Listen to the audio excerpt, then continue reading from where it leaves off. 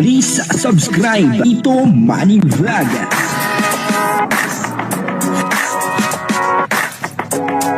Payagan po si Tito Manny Vlog na mag-reactor para pambiling gamot sa kanya pong karamdaman. Mabuti po ang Panginoon sa buhay ni Krista, kasi kala po ni Krista ay talagang hindi na po siya makakasama sa Hong Kong, pero may mga ginamit na instrumento na tao ang ating Panginoon upang sa ganun ay makasama si Krista sa Hong Kong. May nag-sponsor doon po sa ina ni Krista upang sa ganun yung ina ni Krista ay makasama, kasi yun po ang parang pinaka-problema. Kailangan ay kasama ang magulang, kasi si Krista ay minor de edad. Kahit po nila yung mga papeles pero parang hindi po na-aproban. Kaya ang nangyari ay yung mga sponsor ay tinulungan po sila. At yun po ay siyempre ay galing po sa ating Panginoon. Kaya mabuti po ang Diyos sa buhay ni Krista. Panoorin po natin yung video. Pero bago po yan, siyempre ako muna bumabati sa inyong lahat ng magandang umaga, magandang tanghali at magandang gabi sa inyong lahat mga kapatid kung saan man kayo ng panig ng mundo naroon ngayon ay mag-iingat kayo palagi at pagpalain kayo ng ating Panginoon. Maraming salamat din po sa patuloy na tumatangkilik sa aking YouTube channel at nanonood sa aking video reaction. Patuloy lang po natin suportahan sila Kuya Bal Santos Matubang, Kalingap Rab, Ate Edna Vlog, Jack Tapia at yung mga kasamahan ko pong reactor sa Kalingap. Ganun din po yung mga charity vlogger na Kalingap partner. Ito po yung video, kabuuan po ng video ito ay mapanood po natin sa YouTube channel ng Kalingap ng Tahanan. Second channel po yan ni Kalingap Rab. Ito po yung video, panoorin po natin. Siyempre, unang-una, malungkot at siyempre masakit para sa amin kasi yun, hindi namin siya makakasama kasi parang kumbaga pamilya na namin siya kumbaga anak na namin siya kung turing namin sa kanya Siyempre, pag andun kami, nag-enjoy kami, wala naman si Krista. Parang useless din, di ba?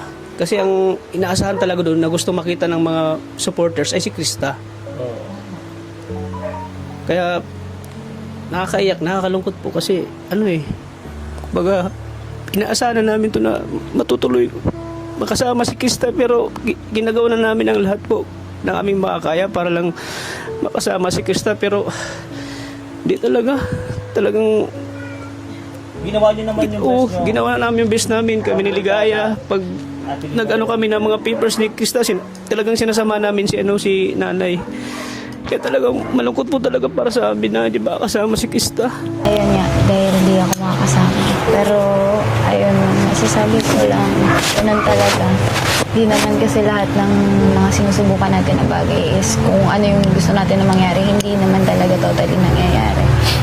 And, ayun, siguro, hindi pa para sa akin yun, yung travel na yun. So, siguro, sa mga susunod na lang, syempre, naiintindihan ko naman sila yung desisyon ng DSWD, lalo na at minor po ako.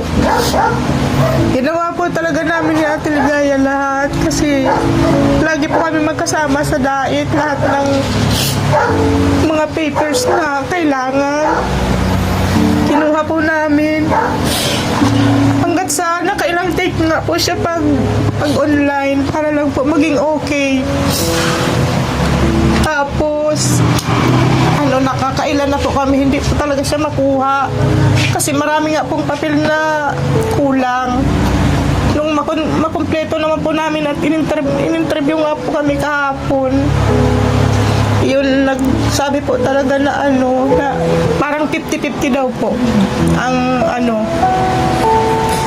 kasi hindi nga daw po allowed na wala siyang kasamang parent. Kaya, din po ako kahapon pa. Ay, kahapon talaga po pag-decide ng sabing 50-50. Di syempre, alam mo na po yun kasi ang sabi nga po nung nag-interview sa amin, hindi talaga po siya pwede na wala siyang kasamang parent. Kahit isa po sa amin. Ano po yun ay? Hindi po siya pwedeng mag-travel na wala po siyang kasamang parent. Kung kasama ka po, makakasama Pwede po, wala daw pong problema. Ay, yun ba lang pala? Napaka-basic yun. Tara na, sumama ka na, Nay. Sumama ka na po. Tapos na. Hindi, tuloy na. Tuloy na kami. Tuloy na ako. 1, 2, 3. Yay! Kasama ni Krista. mo na si Krista. Bakit mayroon na bang pamasahe? Mahal ang... Hindi, Sagot ko na. sagot ko na na eh. Sige, di ba Ay, sagot na. 35K? Thank you, Dan. Papa Dan, sagot na. Actually, hindi na kailangan ng pamasahe kasi may nag-sponsor na po kay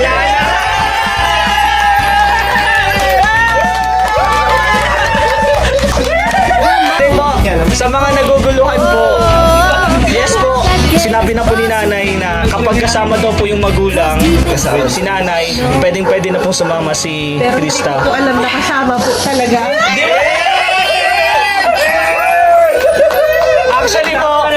Actually po, kagabi lang to nangyari. Kinontak ako ni Kalinga Prab, kinonfirm ko kay Ate Ligaya, and meron pong nag-sponsor para po sa ticket and allowance po ni Mama Che.